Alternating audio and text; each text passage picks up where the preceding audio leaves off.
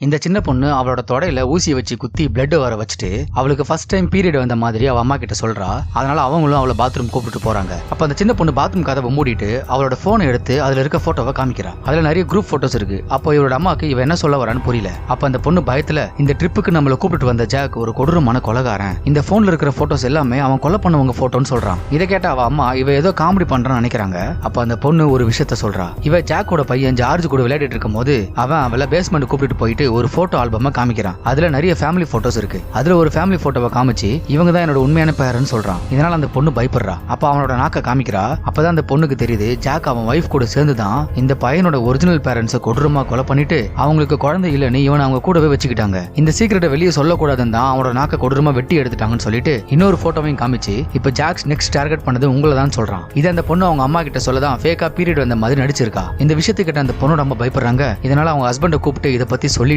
இந்த விஷயம் நமக்கு தெரியாத மாதிரி நம்ம எப்படியாவது வெளியே போகணும்னு பிளான் பண்ணிட்டு பாத்ரூமை விட்டு வெளியே வராங்க. அப்ப ஜாக்கும் அவனோட வைஃபும் வெளியே நிக்கிறாங்க. அப்ப ஜாக் சிரிக்கிறது அவங்களுக்கு ரொம்ப பயமா இருக்கு. இப்ப அவங்க பொண்ணோட சிச்சுவேஷன் அவங்க கிட்ட சொல்லி நாங்க இப்ப கிளம்புறோம்னு சொல்றாங்க. அதனால ஜாக்கும் எதுவுமே சொல்லாம போக சொல்றான். இதனால 3 பேரும் வெளியே வராங்க. அப்ப அவங்க கார் பஞ்சர் ஆகிருக்கு. இதை பார்த்தவங்க அது கண்டுக்காம எப்படியாவது டிரைவ் பண்ணிட்டு போலான்னு பிளான் பண்றாங்க. ஆனா ஜாக் அவங்கள ஸ்டாப் பண்ணி டயர் பஞ்சர் ஆகிருக்கு, அதனால நீங்க போக முடியாதுன்னு சொல்லி அவனே அவங்களோட கார் டயரை சேஞ்ச் பண்ணி தரேன்னு சொல்றான். அதனால அவனுக்கு டவுட் வரக்கூடாதுன்னு அவங்களும் ஓகே சொல்லிடுறாங்க. அவனும் கொஞ்ச நேரத்துல அவங்க கார் டயரை சரி பண்ணிடுறான். இதனால அவங்க சேஃபா தப்பிச்சு போலாம்னு நினைக்கிறாங்க.